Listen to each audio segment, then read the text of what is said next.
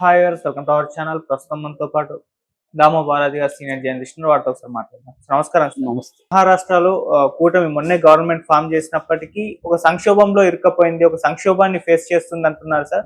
అంటే ఆ, అధికారంలోకి వచ్చి ఇప్పటికి 8 రోజులు అయినప్పటికీ సీఎం ఎవరో చెప్పలేకపోతున్నారు. వివాదాలు నడుస్తున్నాయి. షిండే కూడా ఊరెళ్ళిపోయాడు అసంతృప్తి వ్యక్తం చేసి అని అంటున్నారు. అసలు ఏం జరుగుతుంది మహారాష్ట్ర ఈ కూటమిలో? మరి ఎన్నికలు మరోసారి వచ్చే అవకాశం ఏమైనా కనిపిస్తున్నాయా? మహారాష్ట్రలో మళ్ళీ మహా సంక్షోభం అని నేషనల్ మీడియా అంతా కూడా రాస్తుంది. ఎందుకంటే 8వ రోజు ఈ రోజు ఇప్పటికి కూడా అక్కడ గవర్నమెంట్ ఫామ్ అయ్యే పరిస్థితి కనిపించలేదు.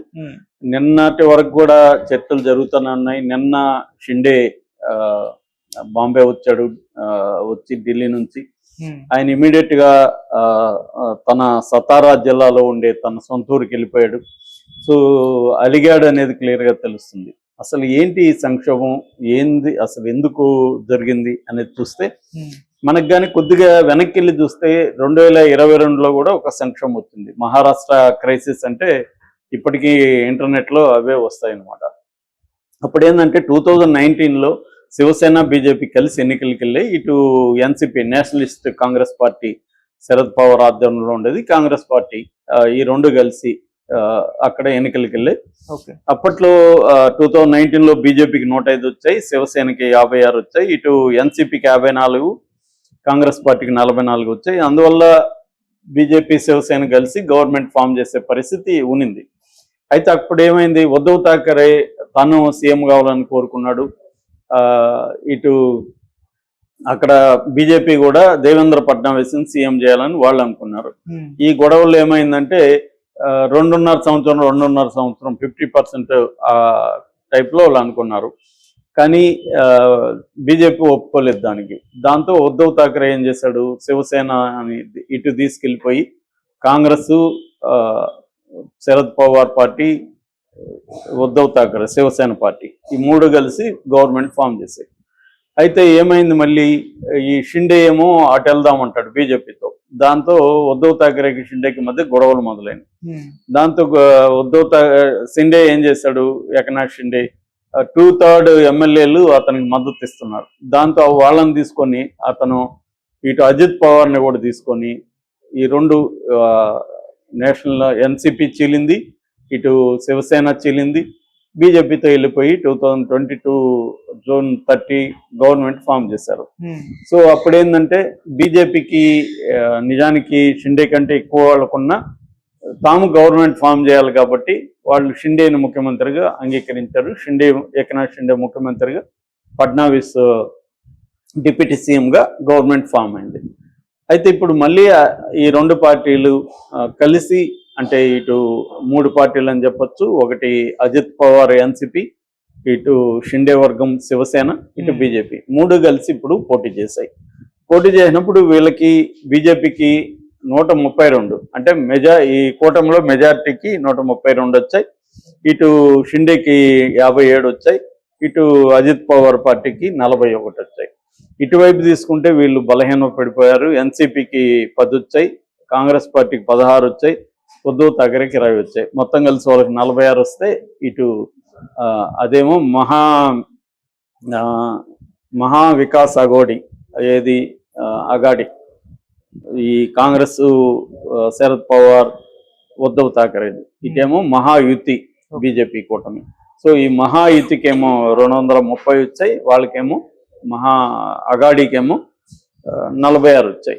కాబట్టి వీళ్ళే గవర్నమెంట్ ఫామ్ చేయాలి. అయితే ఇప్పుడు అలయన్స్ లో భాగంగా అలయన్స్ లో ఎవరికి మెజార్టీ వచ్చిందో వాళ్ళకి ముఖ్యమంత్రి ఉండాలి. సో బీజేపీ ఏమంటుంది, దేవేంద్ర ఫడ్నవీస్ ముఖ్యమంత్రిగా ఉండండి, ఇటు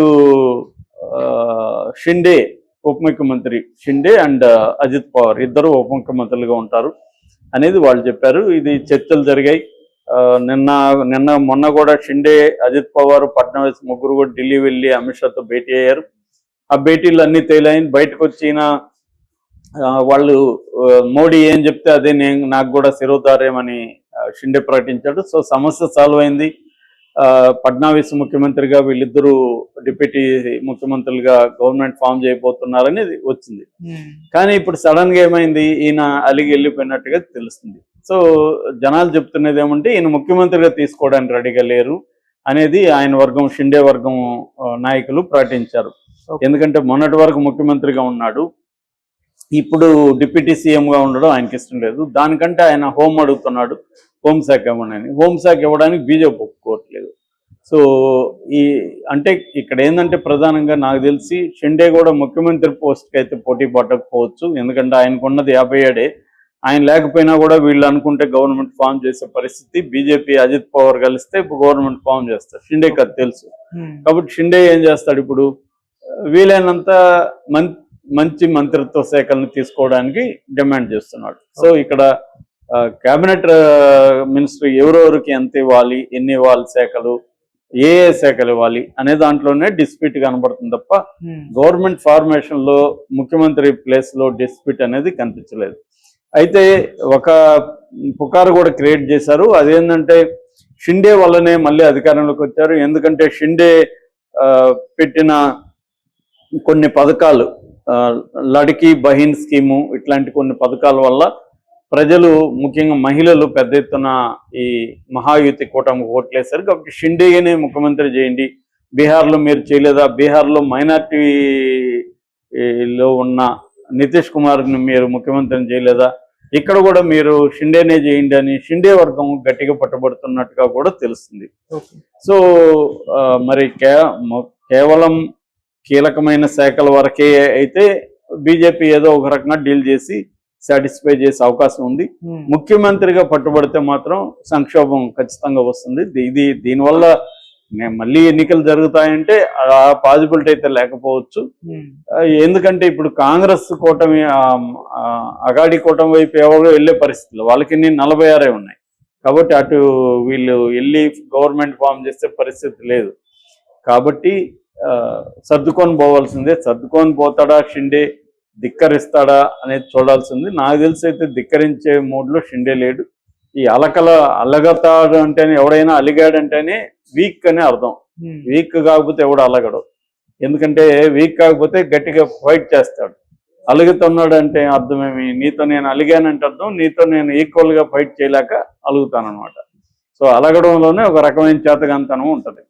సో ఇతను అలిగాడంటే అర్థం ఏదో ఒకటి చేసి వాళ్ళ దగ్గర, మామూలుగా చిన్నపిల్లలు అలుగుతుంటారు ఆనందం లేకుండా, అంటే వాళ్ళు ఫైట్ చేయలేరు కాబట్టి అలుగుతారు అనమాట. అలాగే తను అలిగి కొంచెం మంచి శాఖల్ని తాను పొందాలన్న ఉద్దేశమే షిండేకి కనబడుతుంది.